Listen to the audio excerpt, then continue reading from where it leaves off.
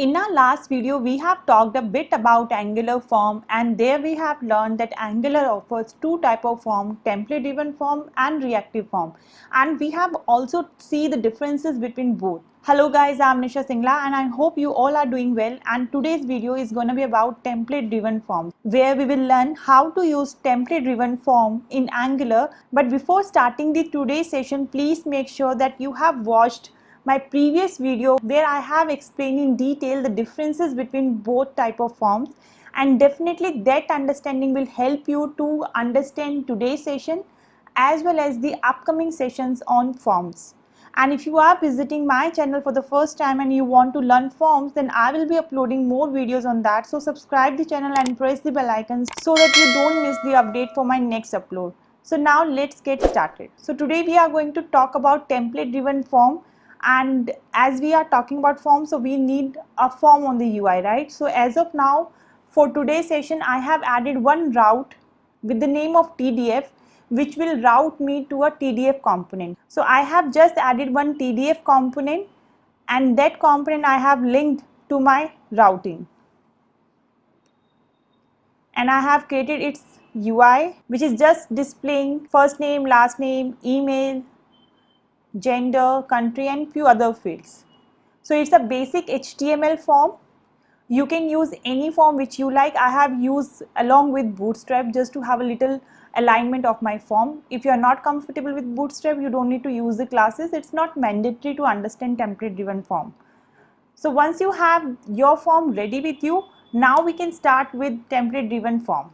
So if you recall my previous video, I have explained that you have to import a module if you want to use template driven form or reactive form. To use template driven form in your module should have import forms module. So if you open your app.module.ts file, please make sure that you have imported forms, and we have already imported this one because we have used ng model directive earlier, and that also required forms module, right? So once you have this forms module import, you should have mentioned here in the imports array as well. So this is the first step when you want to use template driven form, that your module should have forms module. Now, as the name suggests, template driven form means most of the functionality, most of the forms you are going to handle from the template itself with the help of directive. That's why it is template driven form, and very minimum code we are going to write in the component class. So once we have a form with a few form element, the Angular automatically converts it into template driven form, and this is done with the help of one directive which is called ngForm directive. So the ngForm directive is what makes Angular template driven form works, but we do not need to do it explicitly. Angular will handle it automatically. So now we can say that when you include forms module in your application, the Angular is going to look out for any form tag in your HTML template, and Angular does this with the help of ngForm directive. So now you can say that ngForm directive automatically bind to the form tag of your form, and it creates a top level form group instance for you, and it also creates form control instance for each of the child control. Now if you want to access the properties and method of ngForm in your code, then all you have to do, you just need to create a template reference variable in your form and assign it to a value of ngForm instance. So when you assign ngForm instance to your template reference variable, automatically you will get all the properties, all the methods that belongs to ngForm. So the first step is you need to create one template reference variable, and we know that template reference variable starts with hash, and you can give it any name, okay? And now you just need to initialize it with ngForm instance. So as soon as you will do this, this user form template reference variable will give you an object of ngForm class that will hold lots of property, lots of method, which we are going to see in a moment. Second step you can do as of now, let's handle the submit functionality so that we can see what kind of object we are getting, and then we will try to handle it more as per our requirement. So now all you have to do to enable the submit functionality, you need to use event binding with the help of ng-submit. So here I can say ng-submit and give it a handler name. So I will create handler with the name of onSubmit, it will be a function which I need to define in my component class. So all you have to do that you just need to give this user form to your onSubmit method. So what we are doing, we are assigning my variable with ngForm instance, and this instance I am passing to my submit method. So the next step is we have to declare this onSubmit function. So move to your TDS component file, and here we can have this onSubmit method. Now this onSubmit method is taking one parameter, right? So we can hold it in a data variable which will be a type of ngForm. So here you can define ngForm and make sure that you have imported it from Angular Forms. So now when you do console.log data.value, let's see, and why I have written value? Because we have passed here template reference variable. So to retrieve all the data from template reference variable, you just need to use value. Now save the changes and move to your browser, open your developer tool and move to the console tab. So let's have some data here, and I'll simply click on submit. So we can see here that we are getting some response after I clicked on submit function.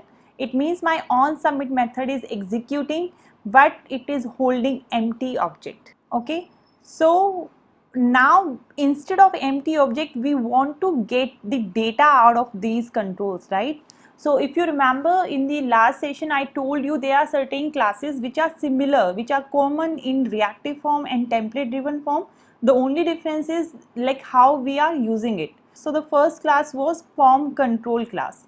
So the form control is the basic building block of Angular form, you can say, because it represents a single input field in Angular form. So if I say first name, so this is my one input field. So if you want to represent or if you want to handle it in Angular, then it will be a form control class which will handle this element or this control.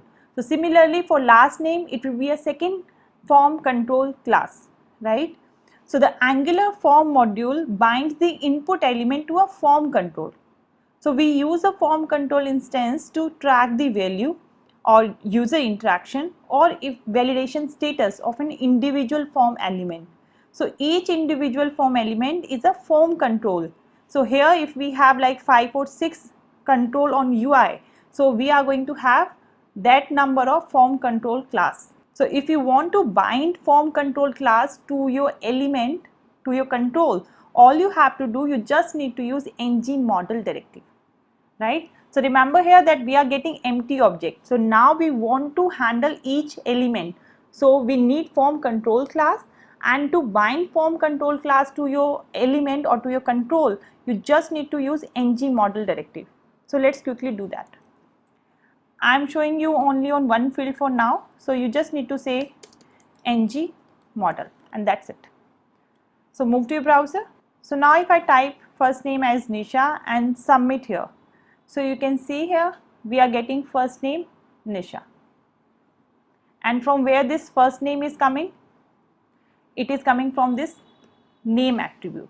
So whatever you have given in the name attribute, that will become the key of your control, and whatever you will enter in this input, it will become the value of form control class. Quite easy, right? So similar way you can have ng model on your complete form. Now instead of value, if you simply log data, let's see what it will display. If I say here Sneha and submit, so you can see, so now you can see that it is returning me a ngForm object which represent to ngForm class, right? So here you can see you are getting lot of functions, lot of properties which will give me a detailed information about the form.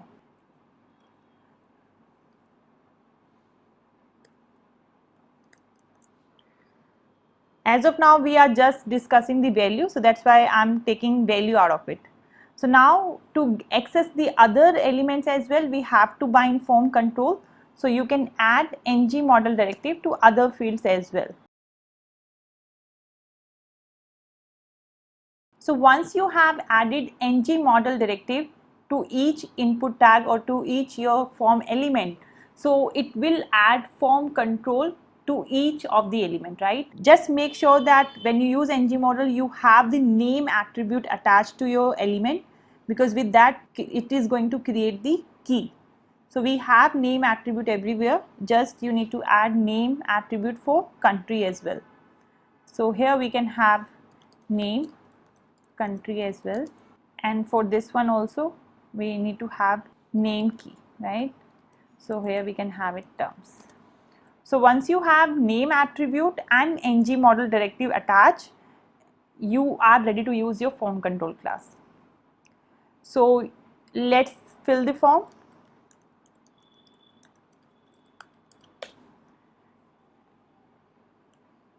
And I have to change this country, okay? As of now, let's assume it like this and submit. So you can see that we are getting a complete form having first name, we have last name, and email, gender, and country, and terms and condition at the end. And it is happening because of forms control class. So when you have this template reference variable, as it is an instance of ng form, then it means then you can access this user form in the template as like what I have done. I have displayed the data here, which is an instance of ng form. So it means if you want to handle some logic in the component class, then you need to use this data object, because it is an instance of ng form. In a similar manner, if you want to handle the instance of ng form on UI on template, in that case you need to use this user form template reference variable. So the same thing that you have access here in the component class, same way you can handle or you can display it on the template file. What I mean here, let's see. So what if I write something like this? User form dot value, and let's add a pipe of JSON. So now when you see here, you can see initially all the keys are empty. If you type something here, automatically you will see that your corresponding keys are updating. And the same thing we have access in the TS file with the help of data object, which is also a ng form object. I'm not talking about validation as of now, but there are certain things which you can access as of now. So like if you want to see whether the form is valid or not, as of now there is no validation, so by default the form will be valid. So you can use certain properties on this user form object. You can say valid. I will going to explain this validation in detail in next video, but just for the understanding, I'm showing you here that we have certain properties which will help you to track the status of your form, whether the user has touched something in the form or not, or whether the form is submitted or not. So you can also check the status of your form in the template using this template reference variable. So if you move to a browser, and you will see as of now the form is not submitted. As of now I didn't touch any of the field, so it's also false, and I don't have any validation, so by default this form is true as of now.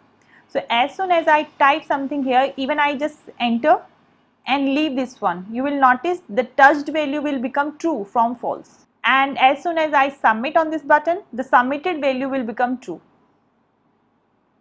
These properties are going to help you when you will handle the validation part in Angular in template driven form. So now we can conclude that if you want to handle your form in the template, then you need to use this template reference variable, and if the same thing you want to handle in the component class, then you need to use this data object. Both are same. Now let's talk about nested form control. Every time we are not going to handle the form like this. Sometime we have nested forms in our UI, right? For an example, let's talk about address. So when we talk about address actually is a combination of multiple things like state, cities, pin code, right? Lot of other things. So if you want to have nested form control, so in the last session I have discussed about another class which is called form group. When you have collection of controls, in that case you need to use form group class. So form group is a collection of form control, and it can also contain other form groups. So the ng form directive creates a top level form group behind the scene when we use the form directive, right? Because complete form is also a form group which contain first name, last name and email. But now if you want to create your own form group, nested form group. So now let's add more elements to the form. As of now, it's just a simple elements, right? It's not nested. We will see how we can do that. So I will quickly add few tags here.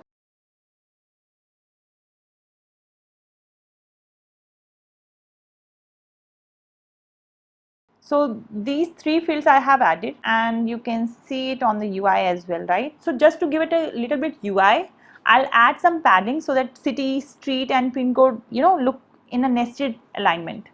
So wherever we have its container, its div here, right, we can have some padding here,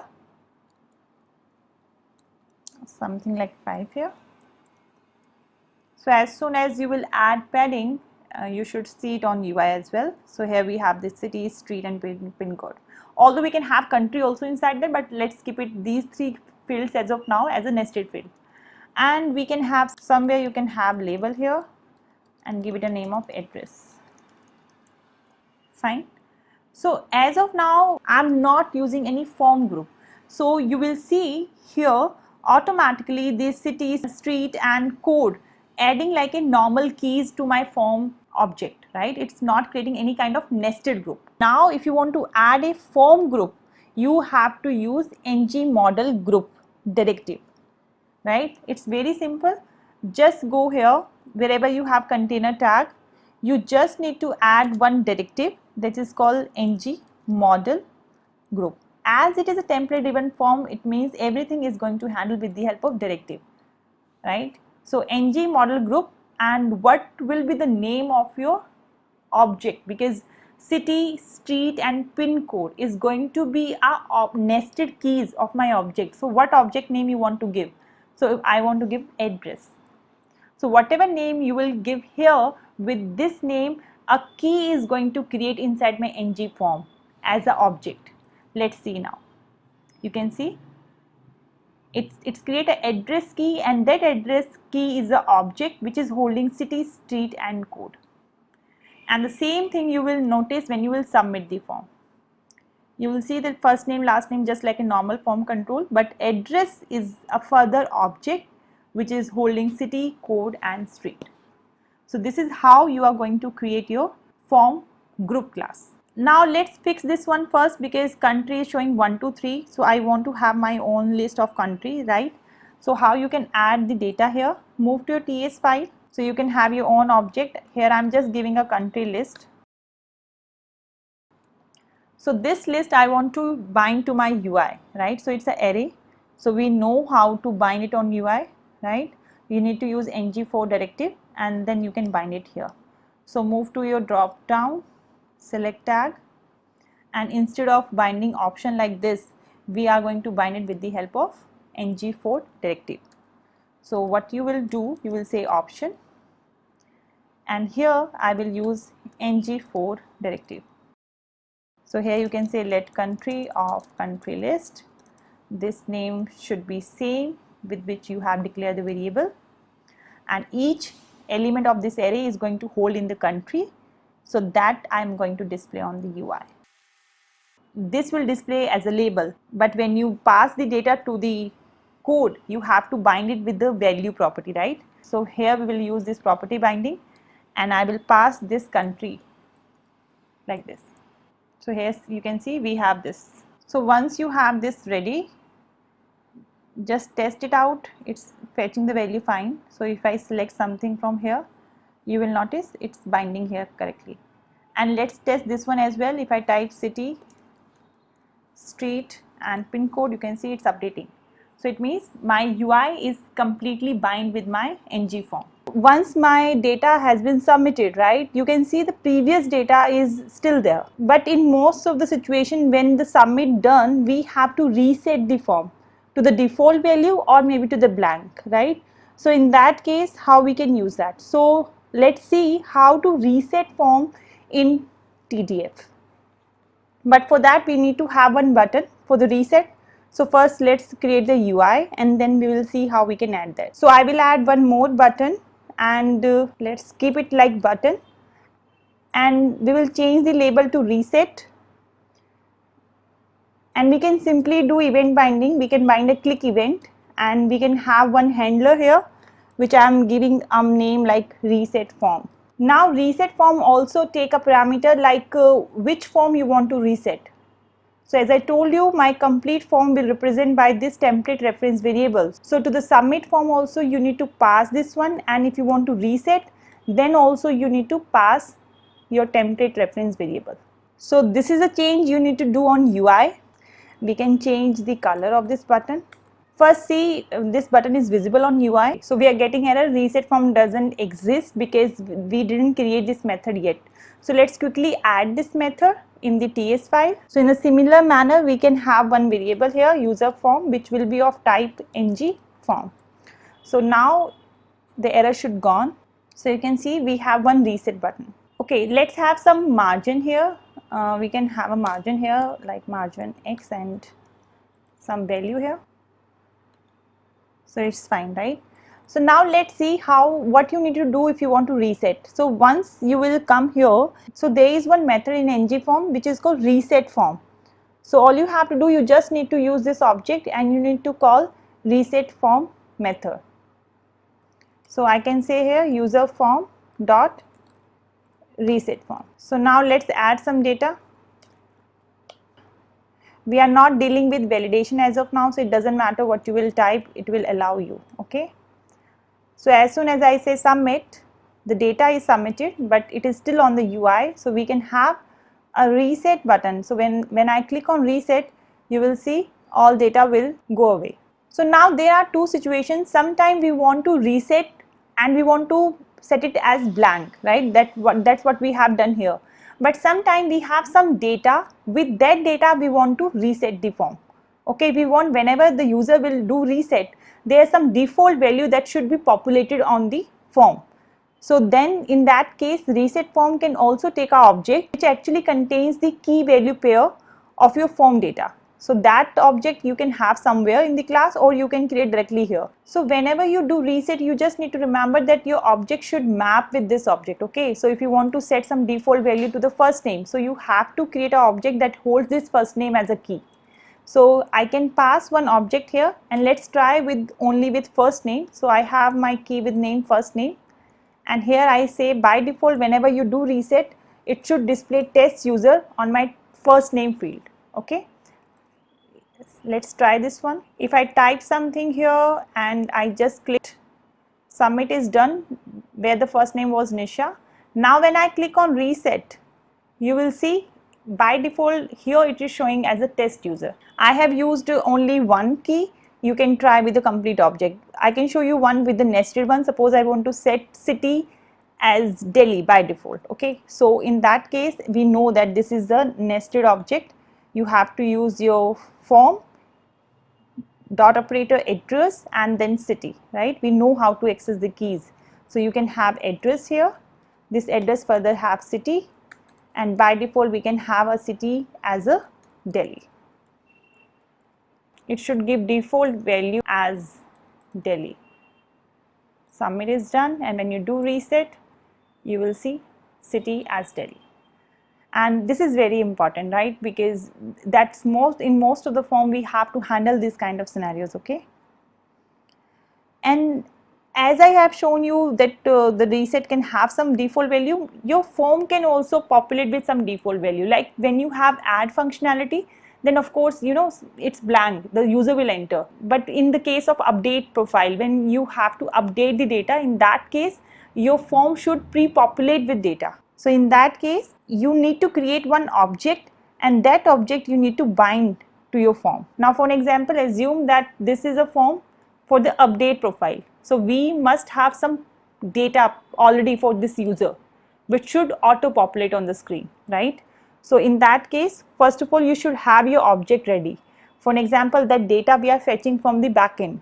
So let's create one variable, and I will initialize this variable in ng on init. You can do it in constructor as well. And this object will hold the value that I am supposed to display on the form as soon as my form will render, right? Just for the consistency, I'll use the same keys here. So I will use first name as Sneha, last name, let's add last name as well, Sharma, and we'll have some default city as well, let's assume it's Goa. So I want that this data should display on the form as a default value. So for that you just need to use ng model banana in a box syntax that we have learned in our previous videos. So here you just need to bind your object. So my object name is user dot first name, user dot last name, right? Similar. So you just need to say user dot first name, and that's it. Let's see how it will look on UI. So you can see as soon as my form will load, it will initialize with default value as Sneha. And in a similar manner, you can quickly add it to the other fields. And one we had for city, right?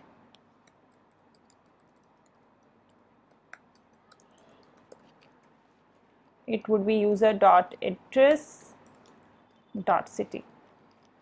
Let's check this one. So we have city and we have first name, but last name is not coming. Let's see where is the issue.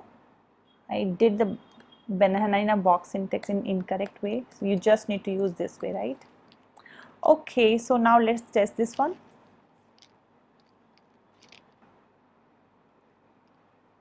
And when you can see it's updating here. When I click on submit, you will notice the submit is done. And now if you reset, you will see it will again reset to the default value which I have passed in the reset form method.